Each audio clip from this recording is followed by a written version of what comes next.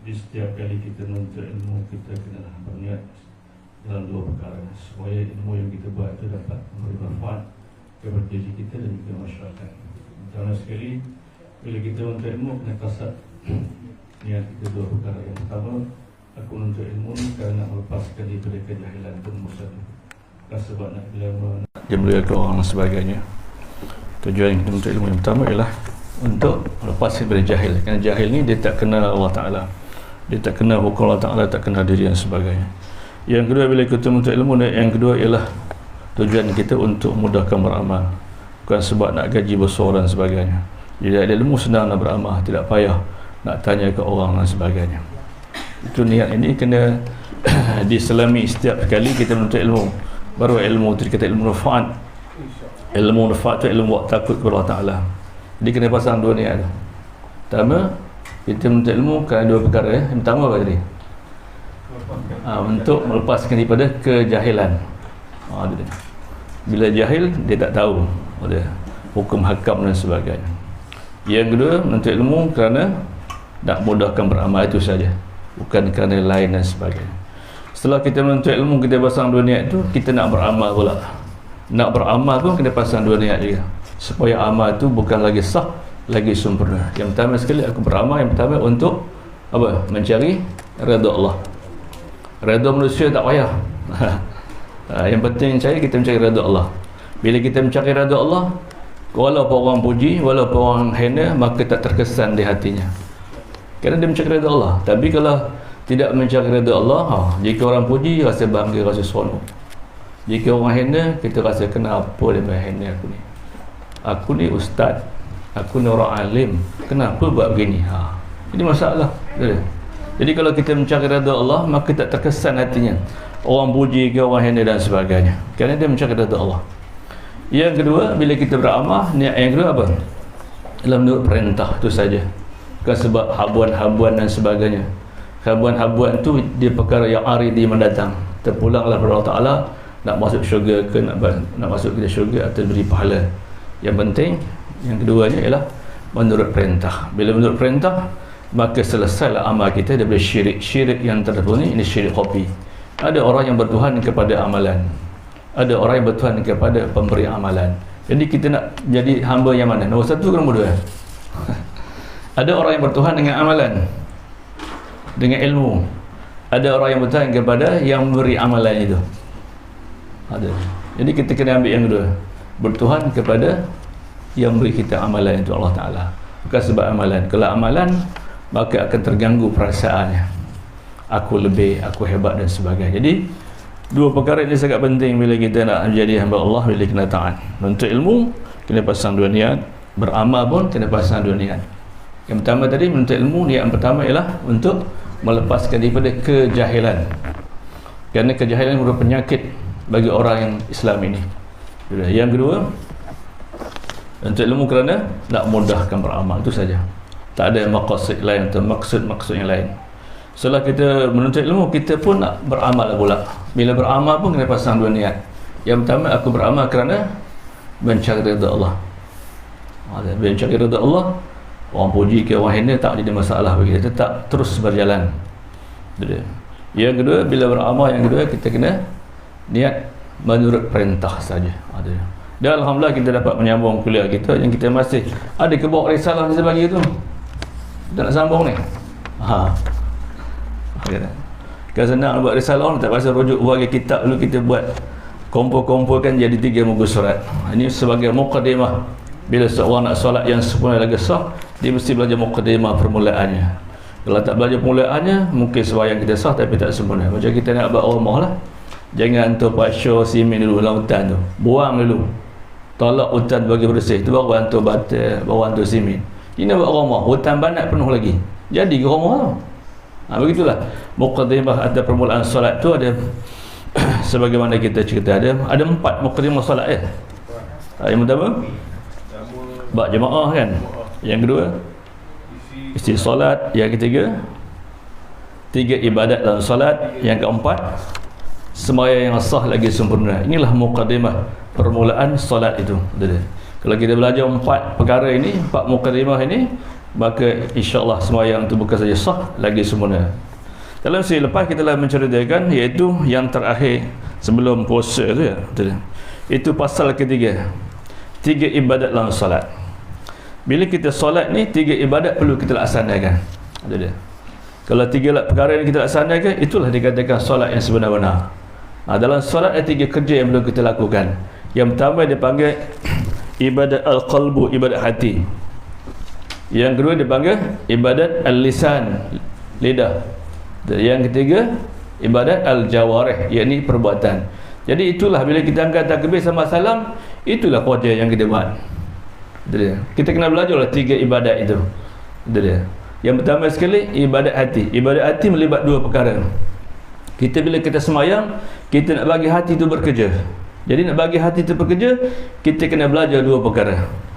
Ibadat hati itu 2 perkara. Yang pertama adalah niat, yang kedua memahami bacaan-bacaan.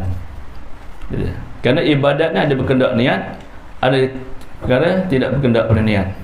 Ibadat berkendak pada niat dipanggil ibadat bizzati, nama dia. Tak boleh tidak, mesti dengan niat. Tanpa niat tak sah. Yang kedua ibadat tidak berkendak pada niat dipanggil ibadat li ghairihi. Walaupun tidak berniat tak dapat pahala. Tapi ada ibadat yang perlu pada niat. Tanpa niat maka tak dapat pahala dan bahkan tak sah. Ibadat yang berkendak pada niat ialah ibadat-ibadat yang berbentuk fardu. Contoh sembahyang, puasa dan sebagainya. Itu berkendak pada niat. Itu kerja hati yang pertama. Jadi ibadat tidak berkendak pada niat dipanggil ibadat li ghairihi. Maka dia tidak berkendak niat, tak dapat pahala. Contohnya bila kita qada hajat, basuh najis itu kan, tak perlu pula saja aku basuh kencing, saja aku basuh berak. Memang itu sudah menjadi tuntutan kan. Maka perbuatan itu dikenakan niat. Kalau berniat lagi bagus. Kalau niat lagi bagus Tapi lalu setiap kali basuh kencing, saja aku basuh kencing, saja. Tapi tak berniat pun sudah dikira pahala.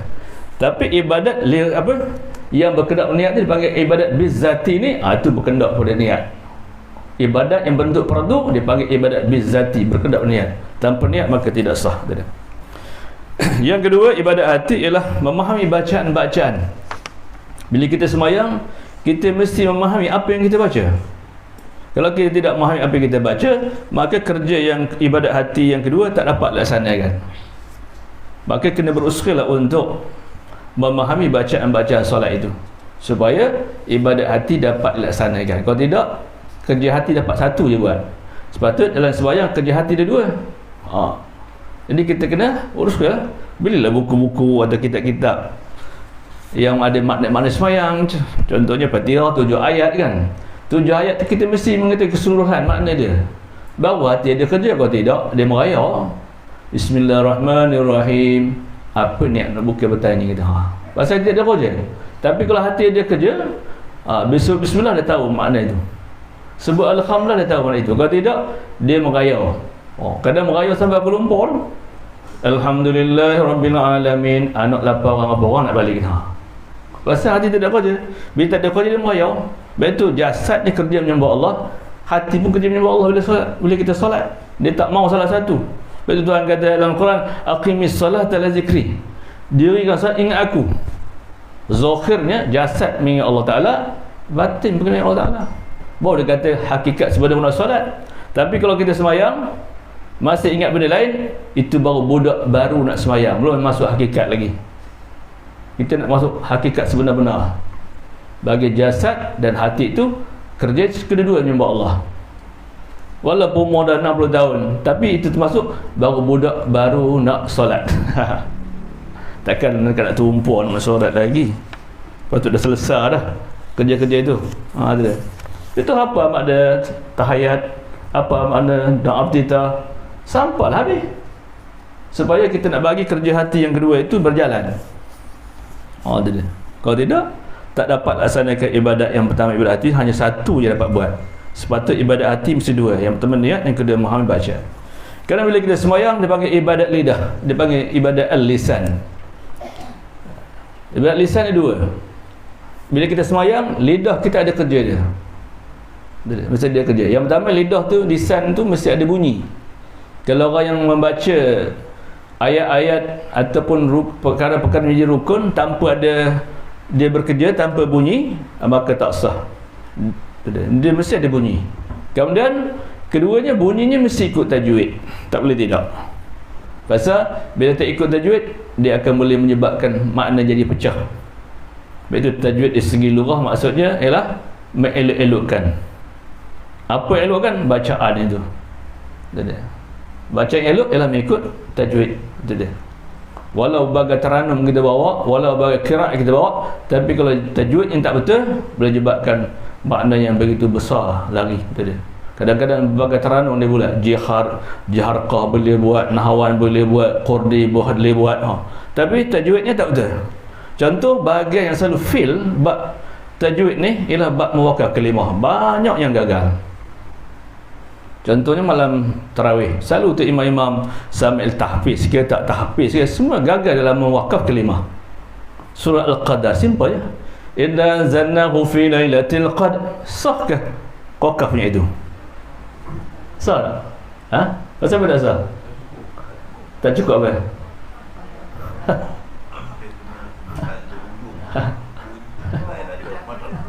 Tak sempurna wakafnya. Patut qabla wa ba'da, sebelum dan selepas mesti tunai haknya. Urut sebelum, urut selepas mesti tunai hak dia. Urut sebelum dal, urut selepas ra. Jadi kedua-duanya mesti ditunaikan haknya.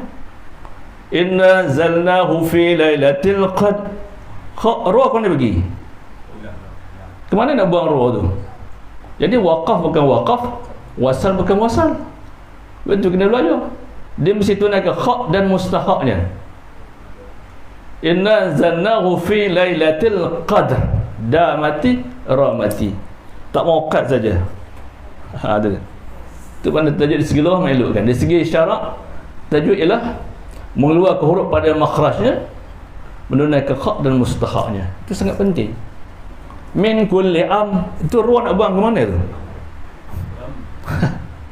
Salamun hatta matla'il fajr. Ruang tu nak buang ke mana? Hak dan mustahaknya tak berjalan. Patut hiya hatta matla'il fajr. Jim mati, ra mati. Jadi maknanya kerja lidah tu ada dua. Yang pertama bila kita sembahyang mesti ada bunyi. Yang kedua mesti bunyi mengikut tajwid. Tu dia. Walau beberapa qiraat kita bawa. Mana qiraat ada 17. Kadang-kadang macam-macam qiraat dia bawa, tapi bila gagal tajwidnya maka rosak. Dia. Ya, qiraat ni 17 kan? Dia ke pun? Qiraat ada dua. Satu qiraat Syatibi, satu lagi qiraat apa? Jazari. Syatibi 10 jenis bacaan. Walaupun 10 jenis bacaan dia boleh bawa, tapi dia mesti akur dengan tajwid. Kalau qiraat Jazari ada dia 7. Jadi maknanya bacaan yang diterima dalam ibadat ni hanya 17 saja. Lain 17 qiraat tak laku. Contoh orang tu nak bawa qiraat, tapi dia buat qiraat sendiri, tak boleh. Siratal ladzina an'amta 'alaihim ghairil maghdubi 'alaihim waladdallin, itu salah. Walaupun tidak mencederai makna hum tu makna mereka, him makna mereka, tapi tak ada 17 qiraat yang baca begitu. Siratal ladzina an'amta 'alaihim ghairil maghdubi 'alaihim waladdallin. Tidak mencederai makna, tapi qiraat dia tak sah. Dia alaihim yang pertama aja. Siratal ladzina an'amta 'alaihim ghairil maghdubi 'alaihim, siratal ladzina an'amta 'alaihim ghairil maghdubi 'alaihim waladdallin. Tak boleh waladdallin pula. Jadi jadi ganggu makmum. Kalau lun ni mesti amun, kata makmum amun kau langsung. Walau dia tidak mencederai makna, tapi qiraat itu tak sah. Itu dia. Dia mesti waladdallin juga. Walaupun dhalun pun tidak mencederai makna, tu jamak muzakkar salim kan. Ada. Dhalin boleh, dhalun boleh, tapi ahli qiraat tak baca ghairil maghdubi 'alaihim waladdallin, tak ada. Dia mesti baca waladdallin juga. Jadi kita kena belajar. Tempat-tempat tu baca wadduha wal laili idza saja. Aku rasa orang Arab nak bontek gambarnya. Tu jenis-jenis qiraat yang perlu kita tahu. Dia qiraat Jazari itu dia boleh baca gitu. Boleh di pada qiraat tu di sah hukumnya. Wadduha wal laili idza saja ma wadda'aka rabbuka wa ma qala. Itu qiraat yang sah. Ada dah. Jadi makna 17 qiraat itu mesti Kalau nak ikut pun ikut betul-betul. Tu dia. Tapi kalau tajuk tak betul jadi mangkah. Yang ketiga ibadat hati, yang ketiga ibadat anggota, dipanggil ibadat al-jawarih. Bila kita semayang ada ibadat anggota. Ibadat anggota melibatkan dua perkara. Yang pertama pergerakan, yang kedua perbuatan. Jadilah semayang ada pergerakan berat, ada pergerakan ringan. Pergerakan berat 3 kali berturut jadi batal solat itu. Yang kedua perbuatan, yang kedua pergerakan ringan. Pergerakan ringan itu dimaafkan. Ada 5 pergerakan ringan yang dimaafkan dalam solat. Salah satu daripadanya ialah jari. Jari ni perbuatan yang ringan. Dia tidak boleh, kalau kita semayang walau banyak kali gok maka tidak batal. Tapi syarat kena lekat dululah. Kalau gatal itu yang opini pula. Kalau opini jadi perbuatan berat. Bila kita goyangkan ujung jari, kedua siku itu termasuk perbuatan berat. Bila lagi tak hilang gatal maka menyebabkan batal salat. Ini masuk perbuatan berat. Jadi untuk nak dapat supaya tidak batal, buat perbuatan ringan, lekat saja. Walau berkali-kali tak batal. Yang batal tu kena kita goyang, letak tengkuk atas kepala. Jangan opini. Ini termasuk pergerakan yang berat 3 kali berturut menyebabkan batal. Yang kedua melibatkan perbuatan. Ada dia. Setiap kali berpindah rukun tu ada perbuatannya yang menjadi sah, ada perbuatan menyebabkan jadi batal. Itu kena belajar. Contoh bila kita rukuk, contohnya syaratnya mestilah tulang belakang dan kepala itu sama paras contohnya. Kalau tak uzur lah. Kalau uzur terpulang lah. Pada hukum syarat senang je. Bila uzur maka gugurlah segala hukum tadi. Itu dia. Yang ni kita akan sambung, iaitu solat yang sah lagi sempurna. Ini pasal yang terakhir. Kalau 4 pasal ni kita belajar, maka solat itu insya-Allah bukan saja sah lagi sempurna. Itu muka surat yang terakhir. Solat yang sah lagi sempurna. Apa maksud sah? Apa maksud sah? Sempurna syarat, sempurna rukun.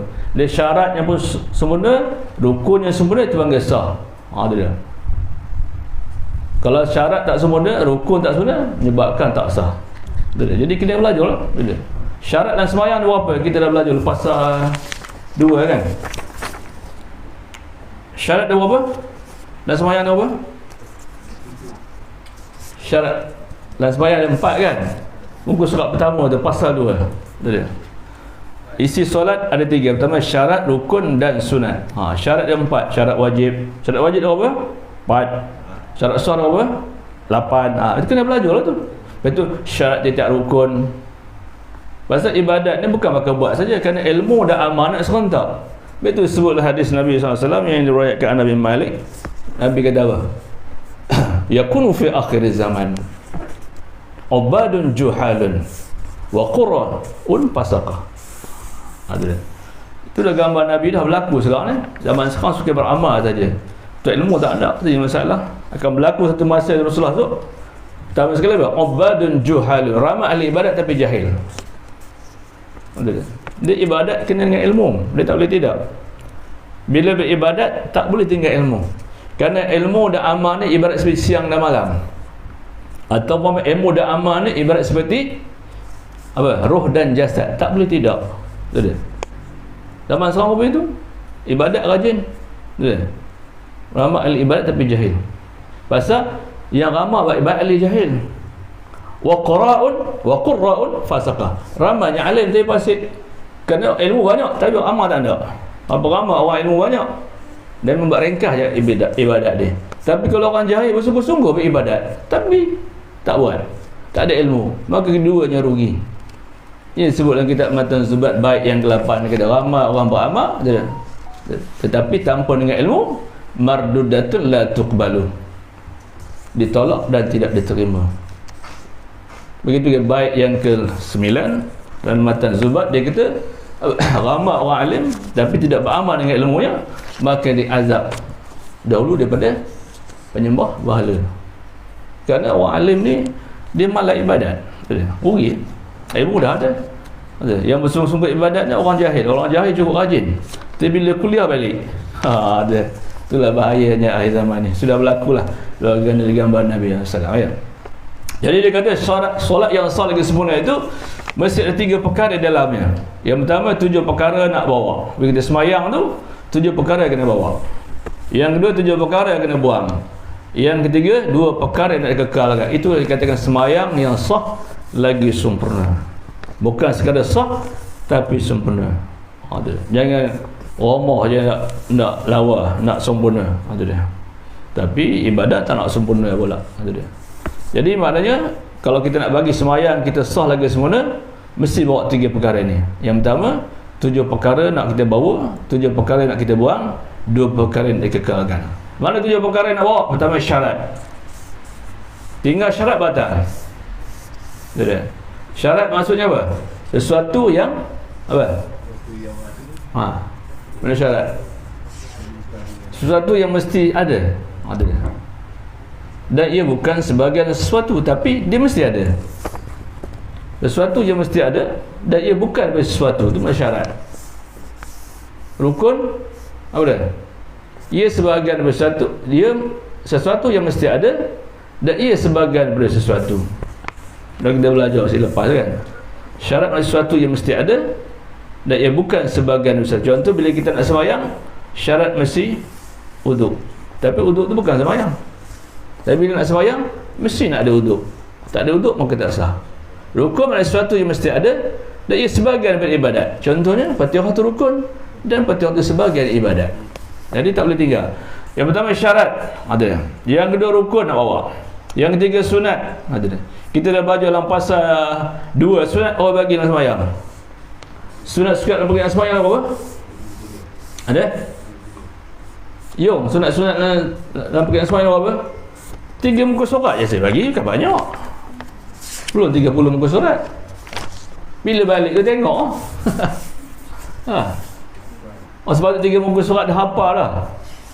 Pasal 1, pasal 2. Ni belum tanya pasal pertama lagi ni. Kalau pasal pertama entah lah. Pasal pertama, apa cerita dalam risalah ni? Pasal pertama bab jemaah. Amal jemaah. Beramah, berhimpun sekurang-kurangnya 1 imam, 1 makmum. Bila sebut jemaah ada 2 kategori situ. Pertama, bila sebut jemaah ada 2 kategori situ. Ada 2 golongan yang melakukan ibadat jemaah. Pertama, makmum, yang kedua imam. Berapa jenis makmum? Itu tengok, orang tengok entahlah. Ada. Dia sebut 2 daripada 5 jemaah tu. Wafid lagi, masbuk. Lagi 3 sabaqah lagi, sawaqah lagi, muwafaqah. Saya bagi contoh. Bila seseorang tu semayang dalam jemaah, dia bersama-sama dengan perbuatan imam, sama ada segi bacaan atau segi perbuatan. Itu makmum apa namanya?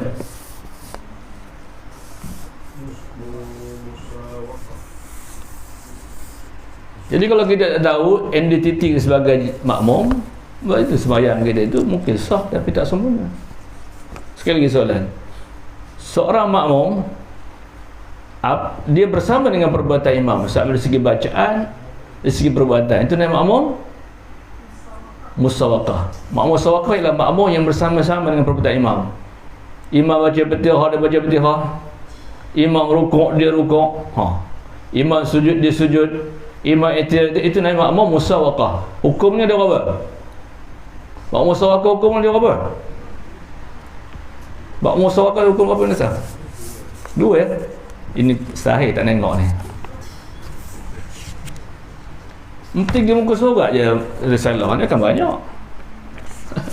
Bukan 30 muka surat. Satu je makmum musawaqah hukum 1 makruh. Makruh maksud dia benci. Tuhan benci. Tuhan benci melalui 2 perkara. Ada makruh ada benci kecil, ada benci besar. Maknanya bila kita semayang, benci kecil kena tinggalkan, benci besar tinggal. Benci kecil makruh. Benci besarnya haram. Jadi kita bila semayang kena buang. Jadi orang yang bersama-sama dengan perbuatan imam hukumnya makruh. Imam rukuk, dia rukuk. Imam iktidal, dia iktidal. Maknanya semayangnya makruh. Semayang tu sah tapi makruh. Bila kita semayang bawa perkara yang haram, bawa perkara yang makruh, semayang tu sah tapi dia benci. Ada dia. Jadi kita buang benda-benda itu bila sembahyang. Sepatut. Contohnya yang kedua, bila imam tu pada satu hari sembahyang zuhur umpamanya, lalu dia tersilap pada perbuatannya, sepatut ayat awal rakaat yang kedua, tapi hari itu imam baca rakaat yang pertama, itu makmum apa nama? Waswakah juga? Takkan sama pula. Tadi bersama-sama. Pada satu hari tu imam sepatutnya ayat awal zuhurnya rakaat kedua, tapi hari itu imam disangka rakaat pertama, rakaat kedua baginya. Patut ayat awal rakaat kedua, tapi imam menyangka itu sudah rakaat kedua, lalu dibaca ayat awal.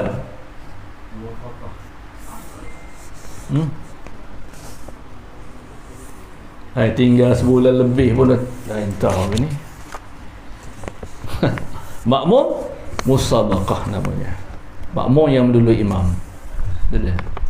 Jadi mendului imam boleh ke? Kalau sembahyang boleh mendului imam? Boleh tak dalam sembahyang kita mendului imam? Boleh. Melihat kepada keadaan-keadaan solat itu. Mendului imam ada apa hukum? 3. Yang pertama, dia kala wajib mendului imam, dia kala haram, dia kala batal. Jadi mana bila imam salah pada kedudukannya, maka wajib kita mendului imam. Patut ayat awal rakaat yang kedua, tapi hari itu imam baca rakaat pertama, maka anda jangan gata-gata nak tegur subhanallah, maka batal sembahyang anda. Atau mama baca juga tahiyat sedangkan itu bukan tempat tahiyat tu, maka hukumnya batal. Jadi anda sebagai musabaqah semua kena bangun. Udah bangun semua, salah seorang menegur imam, subhanallah, subhanallah. Menegur pun kena niat zikir juga, entah hukumnya batal. Ini sebutlah kitab Fathul Mu'in, jilid yang pertama. Begitu je orang jadi imam. Setiap kali takbiratul inqilab dia kena niat zikir. Tanpa niat zikir hukumnya batal solatnya. Menguat tu sunat. Allahu Akbar sunat, tapi niat zikir jadi wajib. Ada dah. Jadi bagaimana bagi orang awam untuk mengelak pada takut terlupa? Maka niat sekaligus. Sebelum sembahyang niat, ku jaharkan takbir yang pertama, itu takbir ihram. Takbir yang berikut zikir semata-mata, itu baru niat saya sembahyang pada zuhur sembahyang. Kalau tidak, tiap-tiap takbir intiqalat wajib niat zikir. Siapa suruh kuat? Tujuan kuat dia nak bagi tahu makmum kita sudah pindah rukun kan. Jadi niat zikir. Sebutlah kita Fathul Mu'in ataupun kita apa dah? Khatib Syarbani sebut kita apa? Al-Mughni sana. Bagi Syekh Ibn Qadamah, dia kata setiap takbir intiqalat tu wajib niat zikir kalau jadi imam. Kalau tidak zikir maka sembahyangnya batal. Yang batal tu imam. Pasal makmum dia sudah berbaik sangka imam tahu. Tapi kalau makmum dia tidak baik sangka imam tahu, maka dia pun batal hukumnya. Sebab tu jadi imam ni sebutlah kita Majmuk sana, betul tak? Dia kata syarat jadi imam masih ada 7. Tetapi nombor 1, nombor 2 sangat penting. Yang pertama, imam mesti faqih, imam mesti qari. Ini sangat penting. Faqih dia tahu hukum hakam. Bila dia sembahyang, kalau begitu ini macam mana buat? Itu dia. Yang kedua dia qari. Qari maknanya baik bacaannya, bukan sedap. Baik bacaannya. Kemudian yang lain itu sebagai aksesori saja. Kemudian kita ulang balik. Sunat-sunat berkait sembahyang apa? 3 kan? Sunat dahulu lagi, sunat di dalam lagi, sunat selepas. Jadi nak bagi sembahyang tu sah lagi sempurna, 3 sunat ni kena bawa. Sunat-sunat berkait sembahyang 3. Pertama sunat dahulu, yang kedua sunat di dalam, kedua sunat selepas. Sunat dahulu ada 2. Dulu lepas sembahyang 2 kan? Pertama azan dan qamat. Buatlah salah satu, ni sangat amat penuh, tak ada adab, terus sembahyang. Yang kedua sunat dalam. Sunat dalam sembahyang ada 2 kan? Abad dan qai'ah. Ada dia. Sunat lepas sembahyang ada berapa? Sunat lepas sembahyang ada berapa? 2. Zikir dan doa. Ini sebutkan kita bagi tulab sana, Syeddat Fatani. Ya. Sunat bagi imam tu melakukan 2 perkara selepas solatnya. Ada dia. Pertama zikir, yang kedua doa. Tak semestinya panjang penuh. Zikir mana ingat. Orang-orang lepas salam tu istighfar sekali kan, 3 kali. baca Fatihah, paling ringkas lah. Tu baca doa. Yang langsung tak ada. Lepas je salam incit, lepas salam incit. Tak incit. Itu termasuk di antara perkara-perkara yang makruh. Tiga-tiga sunat ini menjadi intipati solat fardu. Yang ba'diyah tu sebagai menampal saja. Ini tak, lepas salam yang ba'diyah, lepas semayang ba'diyah. Nama ba'diyah kemudian. Jadi sunat-sunat yang tiga ni menjadi intipati solat fardu. Ba'diyah tu menampak. Besok menampak lubangnya kecil. Kalau lubangnya besar, beli benang 3 buku. Buat apa yuk? Nak nampak kain. Penat beli lah. Bodoh ya. Nak nampak sampai 3 buku. Ya. Lubang besar. Ni benda ni jarang kita buat. Ada sunat lepas semayang ni. Jadi kalau tanya orang berapa sunat pekerjaan semayang dia? 3 kan. Sunat dulu, sunat dalam, sunat lepas. Jadi orang yang nak bagi semayang sempurna, tiga-tiga sunat ni kena angkut semua.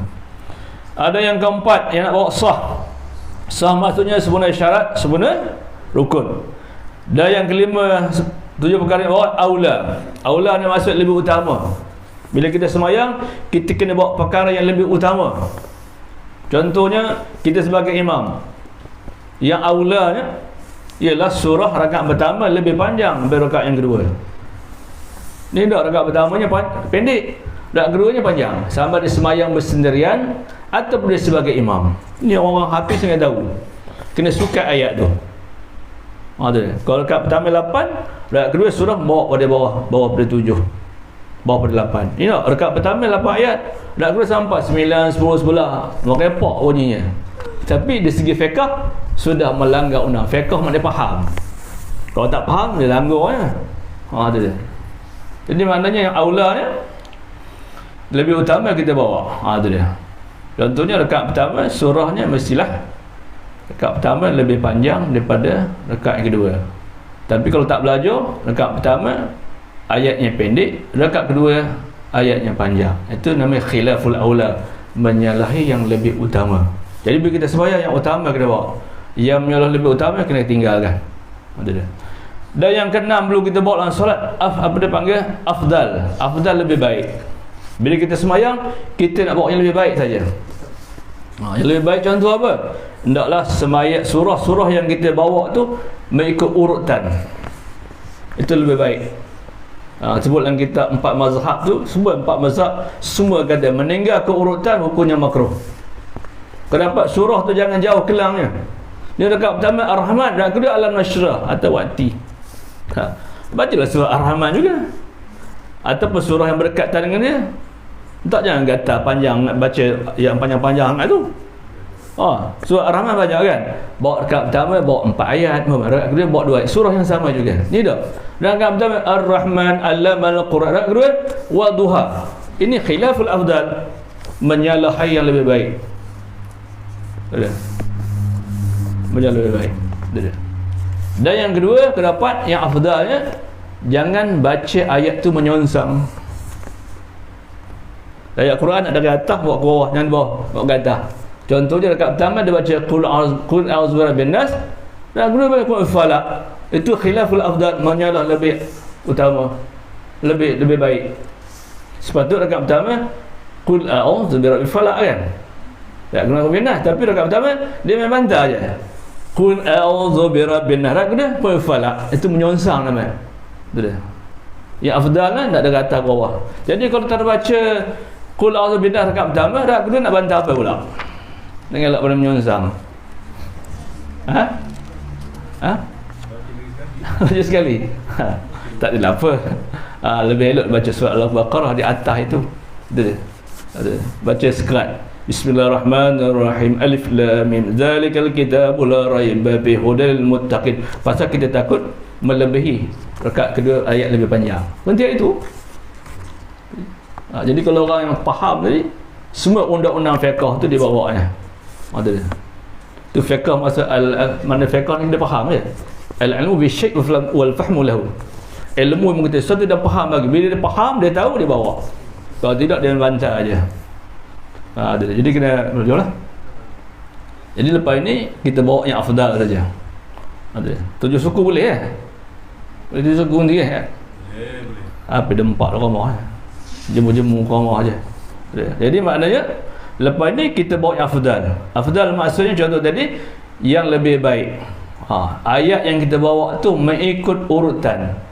Contohnya rakaat pertama alam nashrah, lepas tu buat ti boleh, ataupun dekat sikit pada tu. Ini dah jarak jauh, alif lam mim contohnya surah al-baqarah, patut bila dia baca surah yang sama juga. Ini tak dia baca Qul Falaq ke Wadduha ke, jauh sangat sampai ke Lambau jarak. Kalau simpan 3 tu okey lagi. Ini selalu kecuaian berlaku. Fiqh semayang tak boleh lari dari fiqh. Dia undang-undangnya fiqh tu je. Kemudian ayat itu mesti kau dapat yang afdalnya, jangan menyunsang. Ayat dia datang mak keluar, jangan bawa mak kata. Dan yang ketujuh yang perlu kita bawa sunnah. Sunnah ni ikut perbuatan Nabi. Apa yang Nabi buat kita buat. Contohnya ayat-ayat sudah menjadi sunnah, elok kita bawa. Ayat yang tidak menjadi sunnah, elok kita tinggalkan. Apakah ayat-ayat yang sudah menjadi warid? Maksud yang datang Nabi. Benda sudah menjadi warid, maka sunnah kita buat. Contohnya Rasulullah selalu kalau 2 hari raya, Rasulullah tak pernah tinggal 2 surah. Kat pertama Sabihis, dan kedua Khal'atah. Ini surah yang sudah warid. Dia. Jadi elok kita bawa 2 surah ni. Tapi kalau tak hafal, bantal mana-mana. Mana pula sebab tak dapat tak sembahyang raya pula ya. Dia. Kemudian ayat sudah menjadi warid. Biasa Rasulullah setiap hari Khamis, Rasulullah selalu baca maghrib kuliah dengan qullah. Rujuk dalam kitab Fathul Mu'in. Jilid yang pertama. Ini ayat sudah menjadi warid. Rasulullah selalu kalau hari Khamis, Rasulullah baca maghribnya kuliah rakaat pertama, rakaat kedua qullah. Kalau yang lain bantal mana-mana. Tapi kalau ayat sudah menjadi warid, utamakan surah yang sudah menjadi warid. Itu sunnah hukumnya. Isyak tak tentu kan, boleh bantah mana-mana. Tapi kalau maghrib Khamis tu, itu surah sudah menjadi warid. Kuliah qullah. Begitu dia sebut dalam kitab Sabil Muhtadin atau kitab Tulab, dia kata ayat Jumaat ini pun selalu juga main kita bantah aja. Ada. Patut hari Jumaat tu surahnya sudah menjadi warid. Dia. Kalau kita menghafal Quran, rakaat pertama kita baca surah Jumaat, yang kedua surah Munafiqun. Walau tak baca habis sekalipun, sekurang-kurangnya itu surah sudah menjadi warid. Setengah orang baca ujung je kan. Tak kisah. Jadi kalau kita nak baca habis, waktu siang banyak kerja kan, tapi kita baca sedikit daripada surah yang sudah dianjurkan tadi. Itu rakaat pertama, surah Jumaat dan surah Munafiqun. Kalau tak hafal juga, surah menjadi warid ialah surah pertengahan, iaitu Sabihis dengan Hal-Adah. Ini tak main Jumaat, ayat Kursi lah, Al-Waqi'ah lah, Ar-Rahman lah, merapu sesaja. Sah ke? Sah. Bila ayat sudah menjadi warid, lebih utama dia dibaca. Dia khutbah pompang-pompang, bila sembahyang udah buat perkara khilafus sunnah. Rugi. Ada. Sayang. Kalau tak apa surah pertengahan, surah paling pendek, suratul Kafirun dan suratul Ikhlas. Qul ya Allah. Ini main Jumaat merapu-rapu je bacanya. Alam nashrah la waqtilah, rakaat pertama ayat Kursi lah, macam-macam main bantah aje. Pernah ulama-ulama mengarang kitab yang besar-besar, tapi tak diikut. Kita nak ambil dalil payah. Jadi ulama sudah karang kita, ikut je lah. Dia. Bukan sebab kita hafal Quran sebagainya. Kalau hafal sekalipun kita ikut aturan-aturan dia. Itu sunnah ya. Jadi maknanya 7 perkara yang bawa: syarat, rukun, sunat, sah, aula, afdal dan sunnah. Lepas tu saya Bandar U jenuh ngabur, tapi pergi imam walau tempat saya, dia main style dia juga. Ada seorang dia imam okey sikit, mau dengar Imam Habib tu okey. Yang lain tu kira mangkuk je. Ayat Jumaatnya, ayat Kursi lah, Ar-Rahman lah, Waqi'ah lah, macam-macam. Tak dah bagi tahu setiap kuliah, tapi telinganya labang. Buat juga, jenuh ngaburnya. Kalau hafal Quran, baca 2 surah tadi. Surah paling panjang, surah Jumaat dan surah Munafiqun. Kalau tak apa surah pertengahan sabih hal azhar. Kalau tak apa lagi qul ya Allah. Ini ayat sudah menjadi warid. Bila warid maknanya elok sunnah ikut, bukan tak sah. Bukan tak sah ustaz. Orang begitu jawab mantap. Orang nak ngabur tak nak mau dengar. Tu kata orang tua, cerdik tak dapat ikut, bodoh tak dapat diajar. Itulah dia. Saya ngajar punya kasar, tak jangan panggil. Dan insyaAllah kita sambung saya akan datang 7 perkara nak kita buang. Ada dia. Hari ni apa dulu? Bila kita semayang 7 perkara yang kita bawa. Syarat, rukun, sunat, sah, aula, afdal, sunnah. Boleh? Saya akan datang, boleh seorang-seorang sebut. Bukan teruk saya bagi sebulan masa. Takkanlah tak ingat melampau. Ini ingat duit saja. Kalau duit ingat je. 7 perkara yang nak bawa dalam sembahyang. Syarat lagi, so tengok.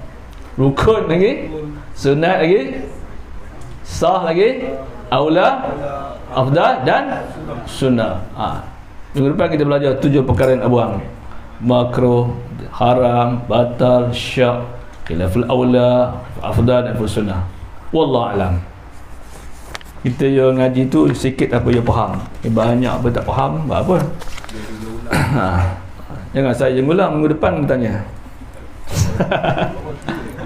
Ya? Oh tak. Itu salah satu daripada yang, tapi kalau ikut ulama-ulama besar, macam Syekh Ibn Hajar mengarang kitab Tuhfah tu, dia mula belajar agama umur 80. Ni yang 80 malu je.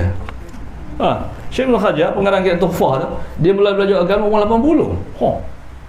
Kita belum lagi 80. Akhir dia mengarang kitab sampai kitab Tuhfah tu tingginya 12 biji nak tangga. Bayangkan, start belajar umur 80. Yang jiliah mana 80 baru 26 kan? Juga itu insyaAllah zaman setiap akan datang. Bismillahirrahmanirrahim. Alhamdulillahirabbil alamin wassalatu wassalamu ala asyrafil anbiya wal mursalin sayyidina Muhammad wa ala alihi washabihi ajma'in. Allahumma rzuqna ya rabbana fahman nabiyyin wa hifzal mursalin ahal malaikatal muqarrabin ya arhamar rahimin. Sallallahu alaihi wasallam Muhammad wa ala alihi washabihi. Alhamdulillahirabbil alamin wallahu alam.